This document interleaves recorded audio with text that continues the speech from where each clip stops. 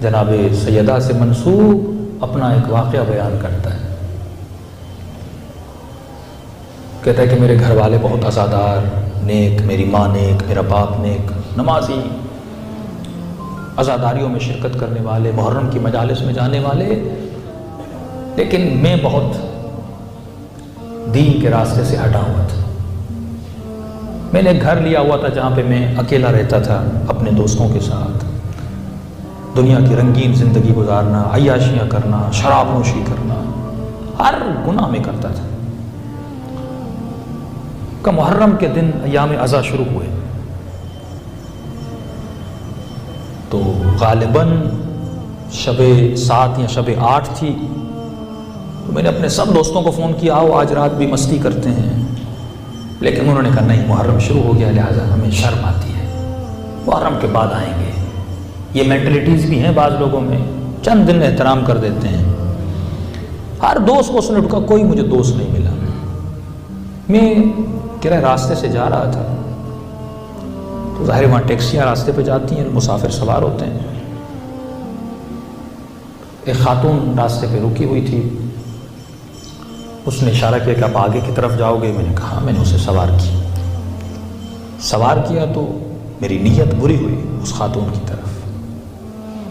میں نے گاڑی کو موڑا اور اپنے گھر کی طرف جانا چاہا کہ جب اس خاتون نے محسوس کیا کہ یہ مجھے جہاں میں جانا چاہتی ہوں وہاں نہیں لے جا رہا، کہا کہ مجھے آپ آگے لے جائیں، آپ کہاں جا رہے ہیں؟ اس نے اپنی نیت کا اظہار کیا۔ خاتون نے کہا، وائے ہو تجھ پر، آج شب غم ہے، شب حسین ہے، تمہیں خوف خدا نہیں، خوف حسین نہیں، کیا شیعہ نہیں ہو؟ کہا ہوں، لیکن میرا دین پر کوئی نہ اعتبار ہے، نہ ایمان ہے۔ کہ اس کا پورا وجود کانپ رہا تھا۔ اس نے کہا، تم کسی اور کو نہیں مانتے لیکن سیدہ زہرا کو تو مانتے ہو گے نا؟ میں نے کہا، کون ہے زہرا؟ کہ بدبخت زوجہ علی مادر حسنین۔ کہا تو کیا؟ کہا میں سید زادی ہوں، اسی بیوی کی بیٹی ہوں، تم نے پوری زندگی گناہ کی ہوں گے، آج میری ماں کے صدقے مجھے چھوڑ دے۔ کہتے پتہ نہیں میرے دل میں ایسا کیا ہوا، جب سیدہ زہرا کا میں نے نام سنا تو وجود میں جیسے دل نرم ہو جاتا ہے انسان کا، میرا دل نرم ہوا۔ میں نے گاڑی موڑی اور اسے جہاں اترنا تھا، ایک امام بارگاہ تھا، میں نے وہاں اس کو اتارا۔ گاڑی موڑ کے میں اپنے امام بارگاہ جہاں اس کو اتارا، وہیں نزدیک میں میرے ماں باپ کا گھر تھا، کیونکہ یہ الگ رہتا تھا۔ کہ گھر گیا، گھر میں کوئی نہیں تھا، باپ ماں سارے چلے گئے تھے امام حسین کی مجلس سننے۔ کہ اتنے میں اپنے گھر کے ہال میں بیٹھا تھا، میں نے ٹی وی کھولا۔ جیسے ٹی وی کھولا تو لائیو ٹی وی میں کربلا کا منظر دکھایا جا رہا تھا۔ کہتا وہ منظر نظر بھی آ رہا تھا، اور کوئی شخص مصائب پڑھ بھی رہا تھا، کبھی لائیو کربلا کا منظر، کبھی جنت البقیع کے مناظر دکھائے جاتے تھے۔ کہ اس نے مصائب پڑھے جناب سیدہ کے، میں نے سنے تو اچانک میں نے رونا شروع کر دیا۔ کہتا زندگی میں اتنا نہیں رویا تھا جتنا اس رات میں رویا، اور جب بین الحرمین کو دیکھ رہا تھا تو اس میں ایک شخص نے واقعہ بیان کیا کہ اگر کوئی اپنے ماں باپ سے بہترامی کرے اس کی یہ سزا ہوتی ہے۔ کہتا میرے چھوٹے سے چھوٹا گناہ یہ تھا کہ میں نے اپنی ماں پہ بھی ہاتھ اٹھایا تھا، میں نے اپنے باپ پہ بھی ہاتھ اٹھایا تھا۔ اس مصیبت کربلا نے مجھے بدل دیا، اور ایسا بدلا کہ میں زار و قطع رونے لگا۔ روتے روتے میں نے اپنے ہر گناہ کی معافی مانگی، امام حسین سے، شہداء کربلا سے۔ عجیب سا انقلاب تھا میرے دل میں۔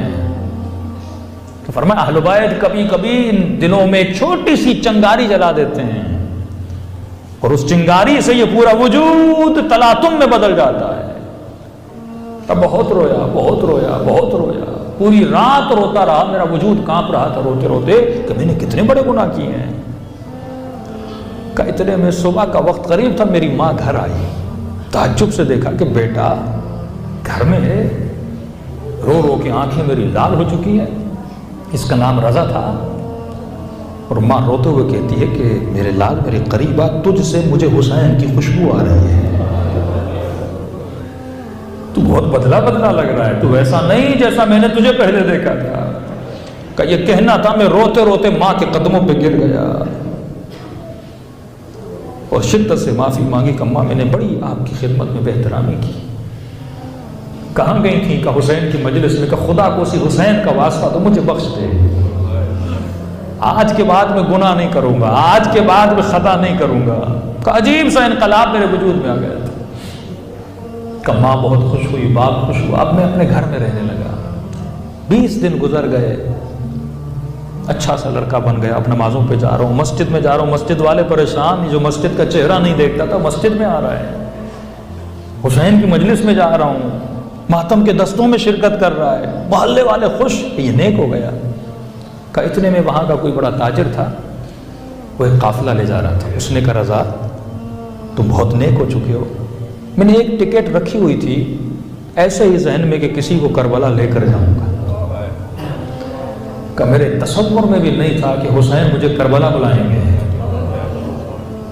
کا سفر کربلا ہوا, کربلا گیا, آقا حسین کی زیارت کی, شکر حسین کیا, شکر خدا کیا. اے خدا, ایک میری نیکی نے مجھے کربلا پہنچا دیا, ایک میرے ادب نے, احترام نے سیدہ کہ مجھے کہاں سے اٹھا کے کہاں پہ لا کر کھڑا کر دیا ہے.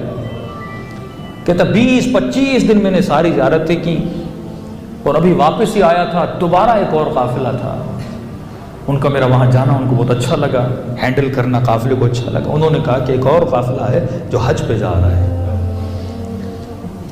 میں نے پھر رونا شروع کیا. میں نے کہا حسین کتنے احسان کرو گے, کربلا بھی بلا لیا, نجف بھی بلا لیا, پھر حج پہ بلایا. کہ میں نے طواف خانہ خدا کیا, جب مدینے گیا اور جنت البقیع پہنچا. کہا بھی ٹوٹی ہوئی قبر کو دیکھ رہا تھا, میرا وجود عجیب ہو رہا تھا. ایسے لگ رہا تھا کہ زہرا کہہ رہی ہے تو نے میرا احترام کیا, دیکھ میں نے تجھے کہاں بلایا ہے. کہتا ہے تو نہیں تھا. دعا کی کہ بی بی اتنا کرم کیا ہے تو آخر دم تک اپنا نوکر بنا کے رکھے. اب زندگی میں جو بھی ہو وہ آپ کرنا بی بی. کہتا ہے واپس پلٹ کے آیا. میرے والد کا ایک پرانا دوست تھا. ماں نے کہا بیٹے اب نیک ہو گئے ہو, صالح ہو گئے ہو, کربلا بھی گئے, مدینے بھی گئے, جنت البقیع بھی گئے, جوان ہو, گناہوں سے بچو, شادی کر لو. میں نے کہا ماں جہاں آپ شادی کروائیں میں تیار ہوں. کہ والد کا پرانا دوست تھا, اس کی بیٹی بہت نیک, صالح, پرہیزگار. اس کے باپ نے مجھے ایک دن بلایا کہ رضا اب تو بدل گیا ہے, میں چاہتا ہوں اپنی بیٹی کا رشتہ تمہیں دوں, لیکن مجھے شرمندہ نہ کرنا, میں نے تم پہ اعتبار کیا ہے. کہ رشتہ لینے کے لیے اپنی امی کے ساتھ ان کے گھر گیا. جیسے گھر رشتہ لینے گئے تو ایران میں رسم میں خواتین چائے لے کر آتی ہیں. کہا وہ خاتون جس کا رشتہ لینے گیا تھا وہ چائے کا ٹریل لے کر آئی. بس اس نے جیسے مجھے دیکھا وہ اس ٹریل اس کے ہاتھ سے گر گیا اور وہ بے ہوش ہو کے گر گئی. اس کی ماں اس کو اندر لے گئی, ہوش میں آئی, رو رہی ہے. رو کے بس ایک جملہ کہہ رہی ہے, یا زہرا, یا زہرا, یا زہرا. میں نے امی کو کہا مسئلہ کیا ہے, کیوں بے ہوش ہو گئی, کیوں رو رہی ہے, کیوں چیخ رہی ہے. جب اس کی ماں اندر گئی کہ بیٹی مسئلہ کیا ہوا ہے. کہ کچھ ہی دن پہلے میں نے سیدہ کو خواب میں دیکھا. بی بی نے اسی جوان کا فوٹو مجھے دکھایا اور مجھے کہا میری بیٹی یہ بدل گیا ہے, زہرا کی خاطر اسے نہ کہنا.